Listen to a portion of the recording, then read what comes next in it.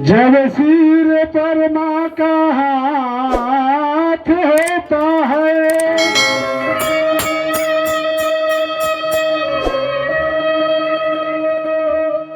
मुसीबतों में भी मुस्कुराने लगते हैं।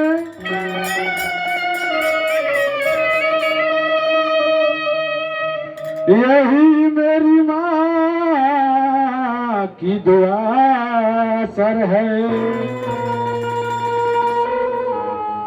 जो सारी मुसीबतें हम हंसते हंसते सह लेते हैं।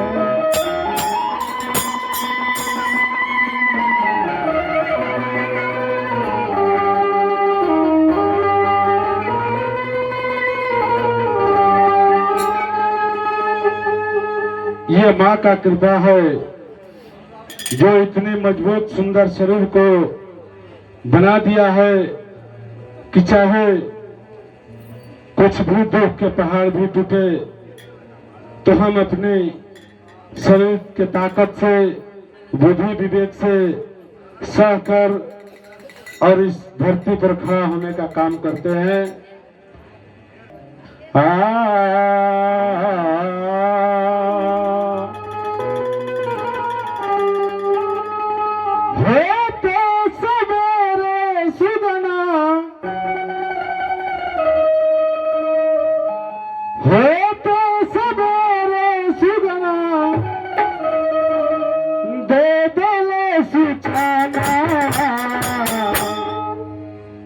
माता जी हो गए सयाना भैया, माता जी हो गए सयाना।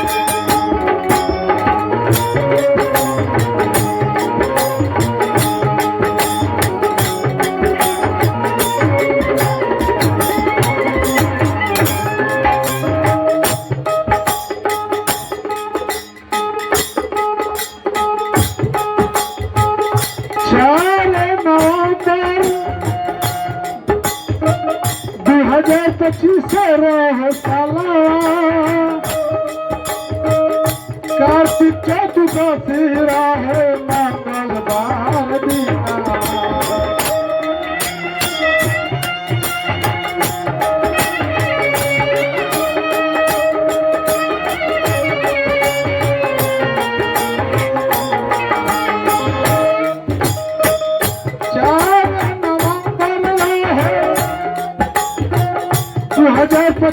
रहे सालावा, कार्तिक चतुर्दशी रहे मंगलवार दीना।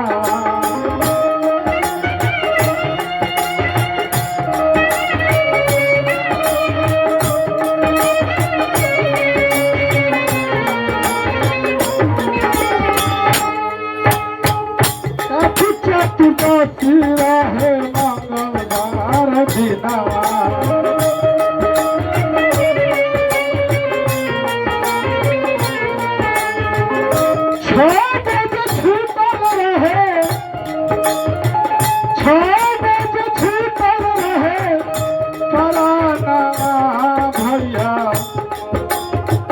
माता जी हो गई भैया,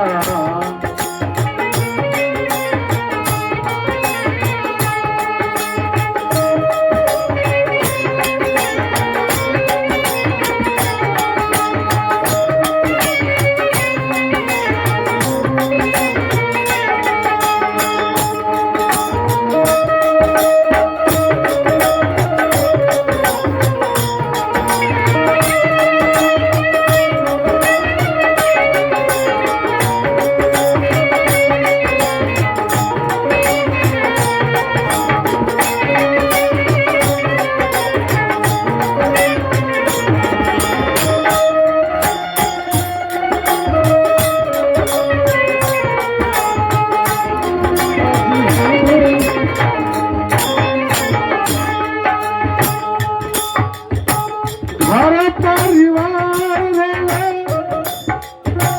रोगा टोला माई न मिलस कवनो खोजला खोला।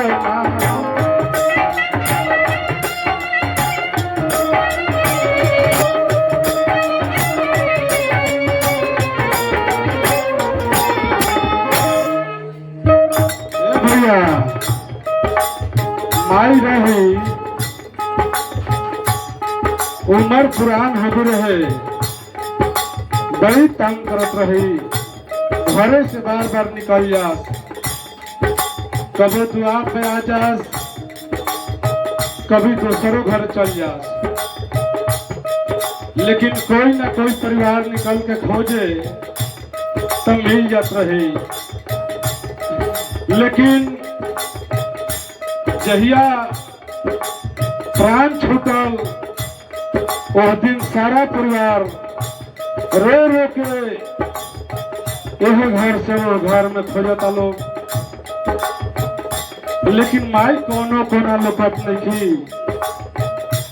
बड़ा परिवार में दुख होता माई एगो लड़का के समान रही कहाँ चल गई माई। सब परिवार की मुंह से बार बार निकलता माई माई कहाँ चल गई माई। घर परिवार रोगा में टोला माई मिलत ना कोनो खोजला पर कोला।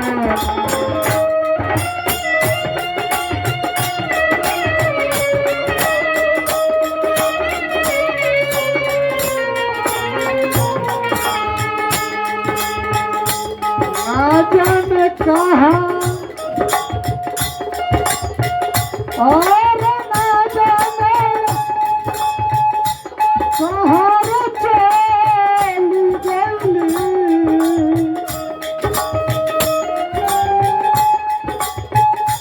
ना जाने कहाँ गई अरे बबुआ के यार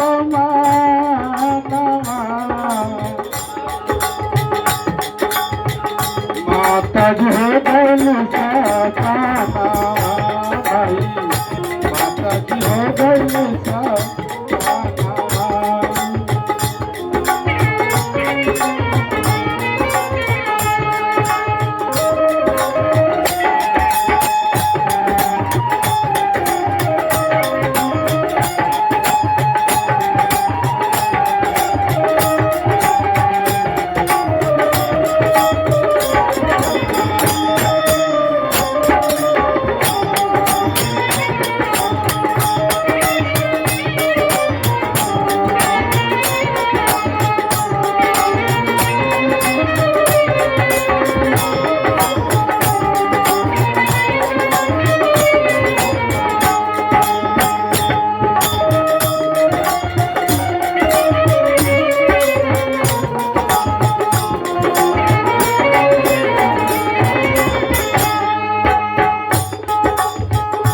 आई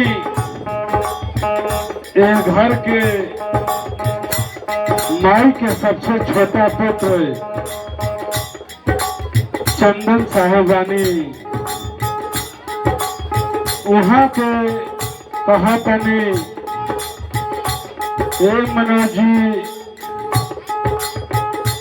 अपन गाना में हमार दर्द के लिख दी हो माई बिना हमारा के एको क्षण नारत रही कतही चल जाई उनका आशा लागा रहत रहे बबुआ कहाँ चल गए का कहना बा।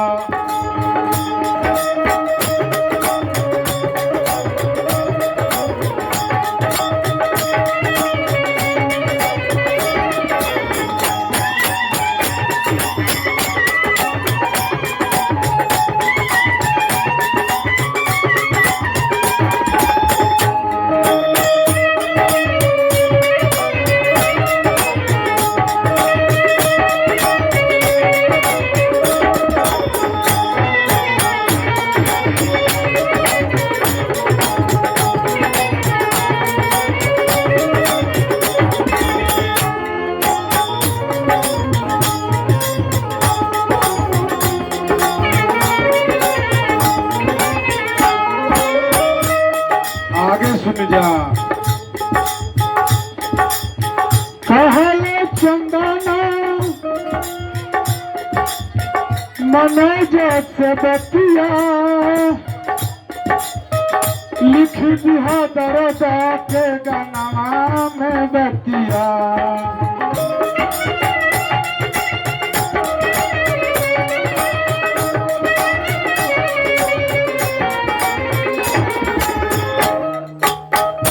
आई माता जी के बड़े पुत्र तथा सांझील पुत्र की ओर से माता जी के याद में हृदय में दर्द बा माई रहत रही कतही सैला पर पूछत रही का बबुआ खैल ओह दर्द में देखी भजन पर बहुत सारा भेंट मिलल यह मंच की ओर से एक घर के छोटा बालक की ओर से बार बार बोलगी नमस्कार रही आगे का बात बा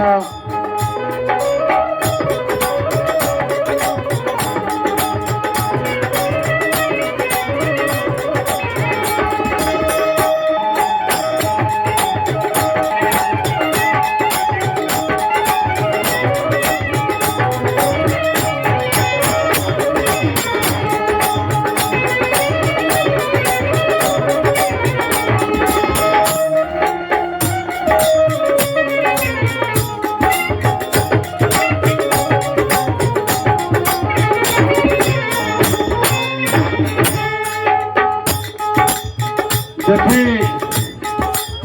रुपया ना यह घर के माता जी के बड़ लड़का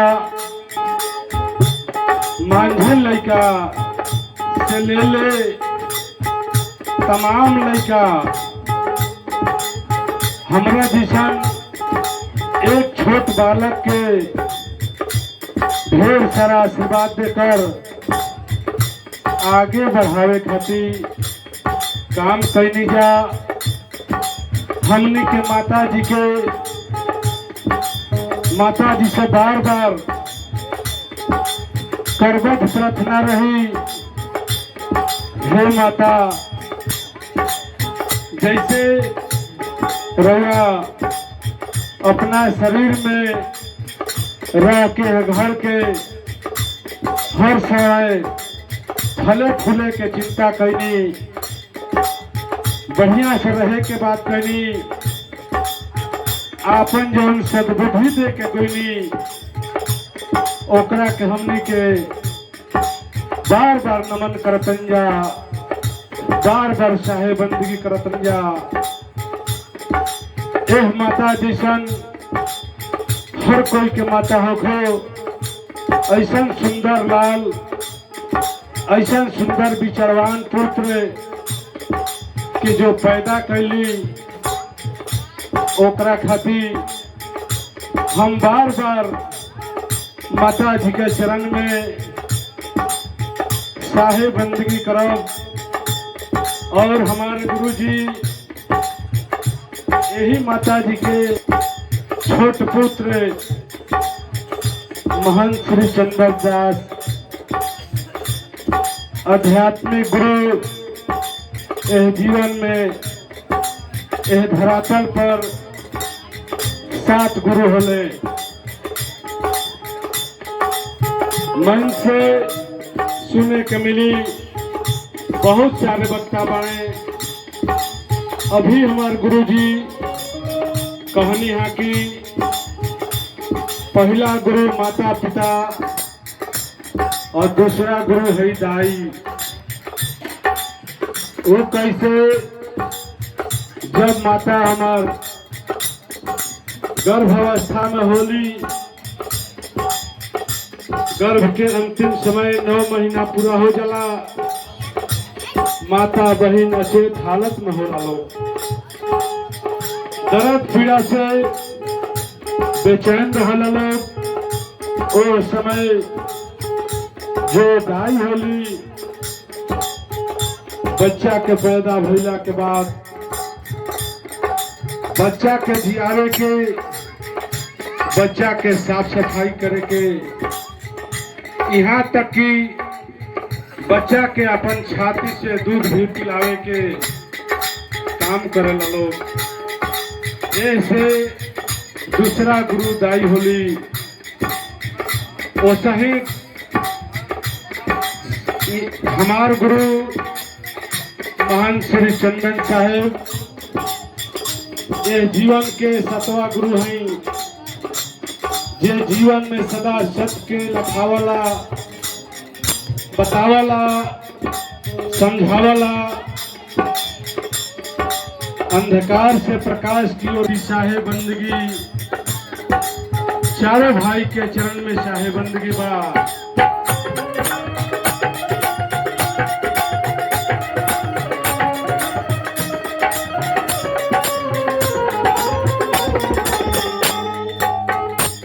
देखिए हमने के माता जी की ओर से ढेर सारा भक्ति के भेंट मिलल। अब अपन जीवन के सत्संग में निर्मल बनावे खातिर सत्संग सभा में बैठ के जो कीमती समय देनी, जो ये बालक के 2 रुपया दे के आशीर्वाद देनी, और माता के भी बार बार शाहे बंदगी रही।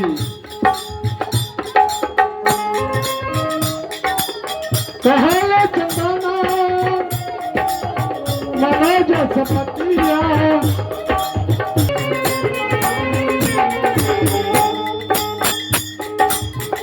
और है तो और सब सुमना, और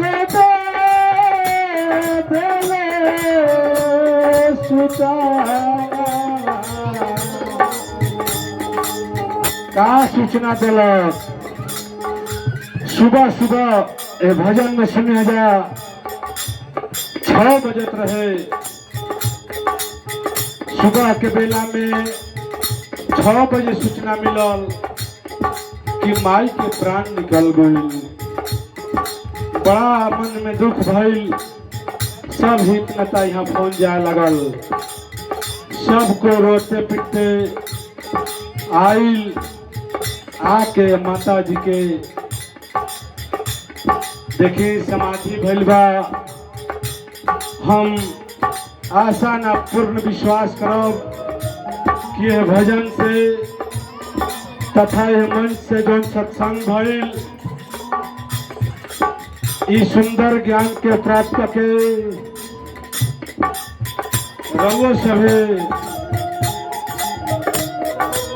असही माता के स्वर्गवास देव अनदेखा ना आंख से देख। यह जीवन के अंतिम समय में 3 गो गति होला। माता जी चल गईली तो हमने के देखी सबको मिल के समाधि दनी जा। एक गति भइल, पहला गति मिट्टी में लोग दफना देला, दूसरा गति पानी में बहा देला, और तीसरा गति आग में जला देला। रउआ सभे गौर करब का ये तीनों के बाद चौथा गति से केहू के शरीर के विदाई कैले बन का। ये शरीर के 3 ही गति अंतिम समय में होला, या तो आग में जला दी और जला के मिट्टी में मिला दी। न तो पानी में दहला दी और न तो माटी में गाड़ दी, वो मिट्टी में मिल जाई। तो हमनी के माता जी के समाधि देखे आज देखी समाधि तो फूल के माला जगमग ज्योति परता का वो सोन में आग से जला दिन जा ओहो इसे बरला ना ना ना ना। आई आगे भजन सुनी। हम गायक कलाकार ना, लेकिन ये भोजपुर में भोजपुरी के ठाट चौगुन के बड़ा शौक होला। तो 1 मिनट में हम भोजपुरी के ठाट के चौगुन दिखाई। म्यूजिशियन कलाकार हमरा के सहारा देके आगे बढ़ा के बेड़ा पार कर दे। और गुरु जी जहाँ कहीं भी रखब आशीर्वाद बना के आशीर्वाद देवे खातिर मंच पर उपस्थित होखब कि हमरो ये बहुत बड़े सभा में मुखार बिन से कोनो वचन में त्रुटि न हो जाए। आई हमके चौगुन के ठाट लागल। और होता सवेरे सुगना